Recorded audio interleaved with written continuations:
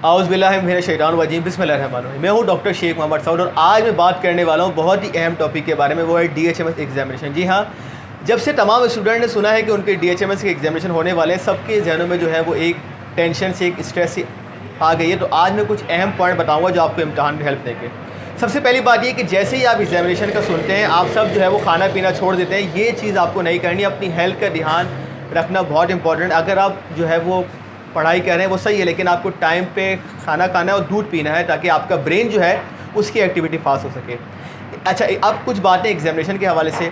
सबसे पहली बात, आपको इस्तेमाल करने हैं सिर्फ ब्लैक और ब्लू पेन और ब्लैक और ब्लू मार्कर। जब मैं अक्सर DHMS की कॉपी चेक कर रहा होता हूँ तो मैं देखता हूँ कि स्टूडेंट ने बहुत सारे मार्कर से और बहुत सारे पेन से जो है वो लिखा हुआ होता है, तो आपको ये बिल्कुल नहीं करना है। ओके।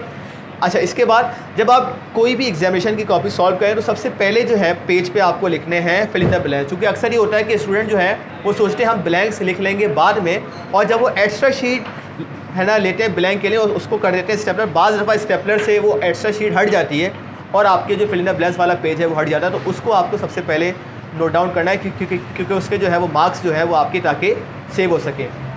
एक और अहम बात वो ये कि कोई भी सवाल आप सॉल्व करें तो उसको आपको बहुत ही अच्छे वे में सॉल्व करना है, बहुत ही अच्छी सी हेडिंग्स डालकर, और पैराग्राफ में नहीं बल्कि पॉइंट वाइज। फॉर एग्जांपल, आपके सवाल आता है एनाटॉमी में के अंदर कि आपको बतानी है स्टमक का स्ट्रक्चर या स्टमक की एनाटॉमी बतानी है, या फिजियोलॉजी में सवाल आता है कि आपको स्टमक के फंक्शन बताने। तो सबसे पहले क्या किया आपने, डाल दी स्टमक की हेडिंग। उसके बाद छोटी सी आपने हेडिंग डाली क्या, डेफिनेशन की। उसके बाद आप सेंटर में डेफिनेशन लिखे। मैंने अपनी इससे पहले वाली है ना वीडियो में बताया था कि डेफिनेशन कैसे बनाते हैं। सबसे पहले आप लिखेंगे स्टमक का origin, stomach is the part of digestive system, फिर स्टमक का काम विच हेल्प्स इन डाइजेशन। तो ये स्टमक की डेफिनेशन कंप्लीट हो गई। अगर आप एनाटॉमी बता रहे हैं तो इसका स्ट्रक्चर बताएं कि स्टमक की है ना लोकेशन कहाँ पे है, स्टमक के सामने कौन सा ऑर्गन है, ऊपर कौन सा है, नीचे कौन सा है, एंटीरियर पोस्टीरियर, वो सारा बताना है। फिर स्टमक के पार्ट्स बताने, तो आपका सवाल जो है वो इस तरह से है ना कंप्लीट होगा। स्टमक की जो है वो आर्टरी कौन सी आ रही, वेन कौन सी आ रही।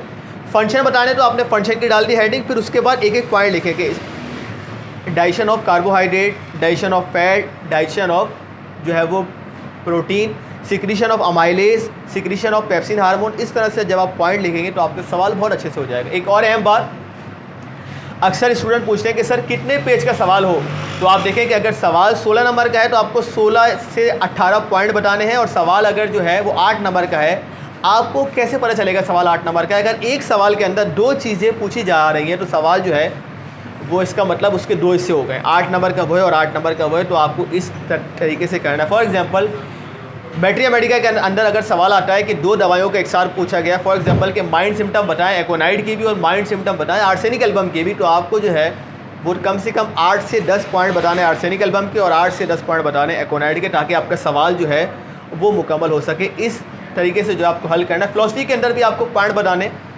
आप एक जो है फिलॉसफी के अंदर आप डेफिनेशन के बाद जो है एक हेडिंग डाल सकते हैं एक्सप्लेनेशन की, है ना, क्योंकि आपको उसमें एक्सप्लेन करना है। कुछ आप बातें ऐड कर दें। फॉर एग्जांपल, डॉक्टर कैंट ने ये कहा वाइटल फोर्स के हवाले से, डॉक्टर विलियम बोरिक का ये कहना है वाइटल फोर्स के हवाले से, ताकि आपका सवाल जो है वो अच्छा इन्हांस हो जाए। अच्छे तरीके से इम्तहान दें।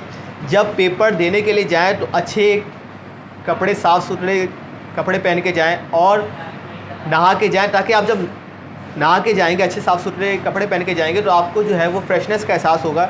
आपने अक्सर नोट किया होगा जब आप कहीं पे नहा के जाते हैं तो वो सारा दिन आपका जो है वो क्या रहता है, फ्रेश रहता है। तो अगर आप नहा के अच्छे कपड़े पहन के और नाश्ते करके जाएंगे तो पेपर जब सामने आएगा आपके, तो आप वो बातें भूलेंगे नहीं। और आप सबको बेस्ट ऑफ लक। अगर आपको मेरी वीडियोस पसंद आती है तो ज़रूर इसको लाइक करें, चैनल को सब्सक्राइब करें और अपने दोस्तों के साथ शेयर करें। बहुत बहुत शुक्रिया।